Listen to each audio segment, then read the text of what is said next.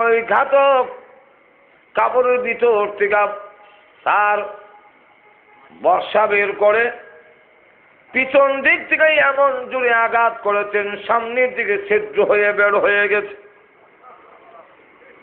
হযরত ওমর রাদিয়াল্লাহু আনহু নামাজে থাকা অবস্থায় হাত দিয়ে চাপ দিয়ে ধরে পিছন থেকে আব্দুর রহমান ইবনে আউফ রাদিয়াল্লাহু আনহু নামক সাহাবী ওনাকে টান দিয়া ইমামতির মধ্যে দিয়া ইশারা দিলেন, নামাজ চালায়া যাও, নামাজ বন্ধ করো না। আমি ওমর শহীদ হয়ে যেতে পারি, কিন্তু নামাজ ভঙ্গ হতে পারে না। তোমরা নামাজ চালায়া যাও।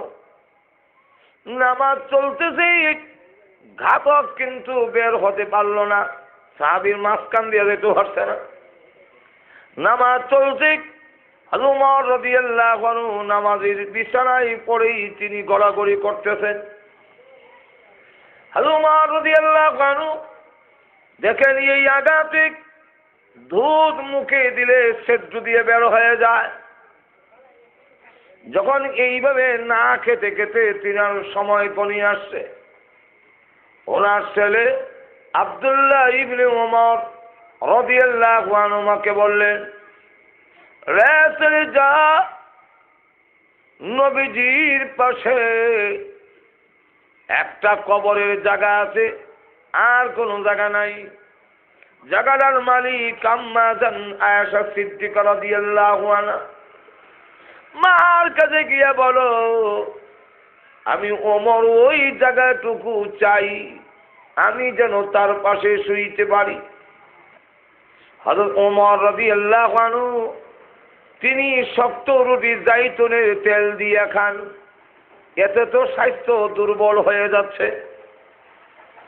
দেশের স্বার্থে, ইসলামের স্বার্থে উনি গোশত দিয়া রুটি খাইলে স্বাস্থ্য ভালো থাকবে, কিন্তু প্রস্তাবটা কে দিবে? সকলে গিয়ে বললেন উনার মেয়ের কাছে, যেই মেয়ে হলেন বিশ্ব নবীর আদরের স্ত্রী হযরত হাফসা রাদিয়াল্লাহু আনহা। আম্মা জান, হে হাফসা রাদিয়াল্লাহু আনহা, ওমরের কাছে বলতে আমরা সাহস পাই না, আপনি একটু বলবেন গোশত দিয়া যেন রুটি খায়, দেশের স্বার্থে, দেশের জনগণের স্বার্থে, নাই তো স্বাস্থ্য টিকবে না, দেশ চালাবো কেমনে, ইসলামের খেদমত করবো কেমনে? হযরত হাফসা রাদিয়াল্লাহু আনহা গিয়া বলেন, আব্বা আপনি যে জাইতুনের তেল দিয়ে এই শুকনা রুটি খান, আপনারা সোয়াবিন তেল দিয়ে যদি রুটি দিয়ে করা হবে, তাও রুটি শুকনা, নরম না, শক্ত, তা আপনি গোশত দিয়ে খাইলে তো খাইতে পারেন।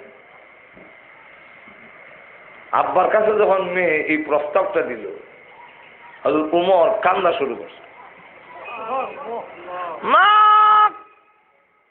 জীবনে কোনদিন কল্পনা করি নাই গো তোর কাছ থেকে এই প্রস্তাব আমি শুনবো।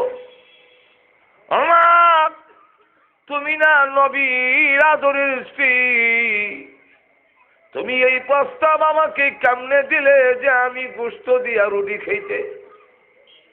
আমি তোমার কাছে জানতে চাই আমার নবী কি খাইতেন?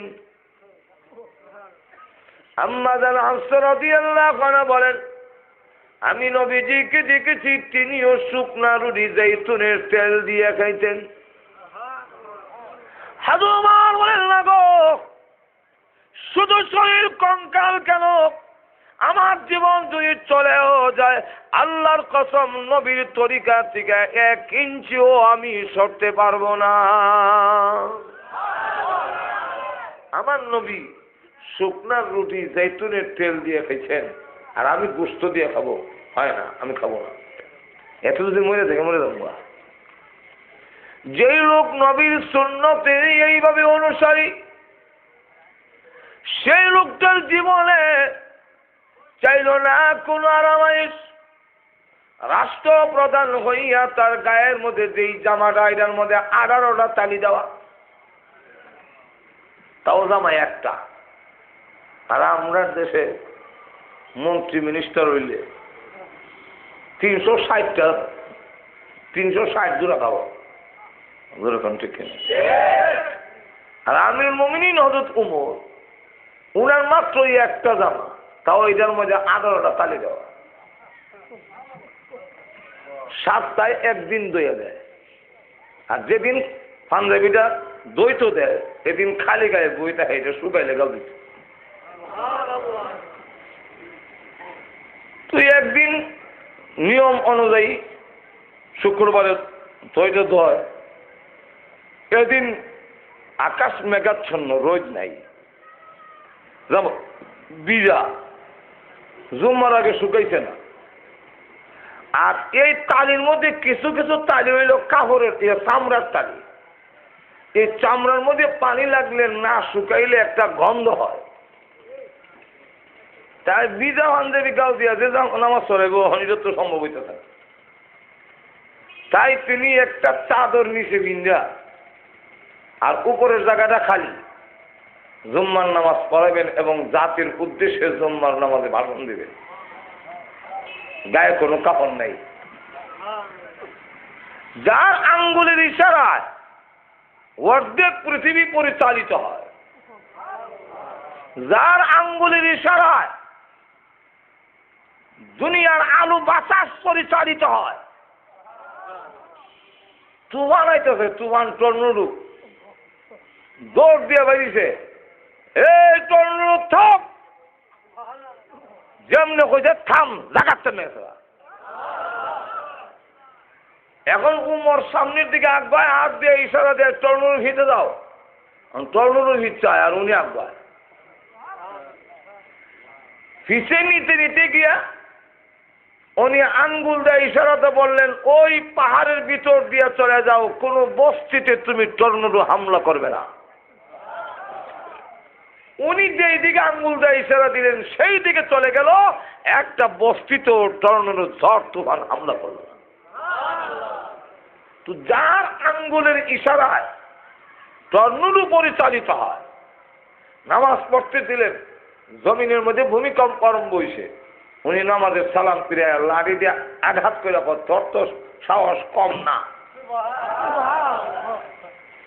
তোর পেটের ভিতরে বিশ্ব নবী ঘুমাই দিচ্ছেন, তোর পেটের ভিতরে আবু বকর সিদ্দিক সহিত, আর আমি ওমর নামাজ পড়তেছিলাম লাগামাসর, আমাদের নামাজের ধ্যান নষ্ট হয়ে গেল। এই যে বন্ধ হোক হয়েছে, আজ পর্যন্ত মদিনার ভূমিকম্প বন্ধ। নীল নদী যান, বিশ্বাস না করলে আপনাদেরকে পরীক্ষা করে দেখেন, নীল নদীর মধ্যে 1 ইঞ্চি পানি আষাঢ় মাসে বাড়ে না, চৈত্র মাসে 1 ইঞ্চি কমে না, যেখানে আছে কেন। কেন? মিশর যখন ইসলামের অধীনে আসলো, তখন মিশরের গভর্নর ছিলেন আমর ইবনুল আস রাদিয়াল্লাহু আনহু, আর খলিফা হলেন হযরত ওমর। উনি দেখেন লোকেরা একটি সুন্দরী মহিলাকে সাজাইয়া গুজাইয়া বাদ্যযন্ত্র বাজাইয়া নিয়ে যেতেছে, জিজ্ঞাসা করে এই মেয়েকে, আর মেয়ে কাঁদতেছে, তোমরা কোথায় নিয়ে যাও? ও নিয়ে যায়, এটারে বলি দিব নীল নদী। কেন বলি না দিলে প্রতি বছর একটি সুন্দরী নদীতে না দিলে পানি দেয় না, এটা নিয়ম। কেন নিয়ম? অমানুষ, তোমরা যখন আল্লাহর পাওনা দিবে না, তোমরা যখন আল্লাহর কথা মানবে না, তখন জিনিসের দাম বাড়বো, তোমার দাম কমবে, তুমি সবাই হবে, আর জিনিসের দাম বাড়তে থাকবে। কথাটা বুঝছেন? মানুষ যখন আল্লাহর গোলামি ছেড়ে দিব না, গানে খুব ভাল লাগে,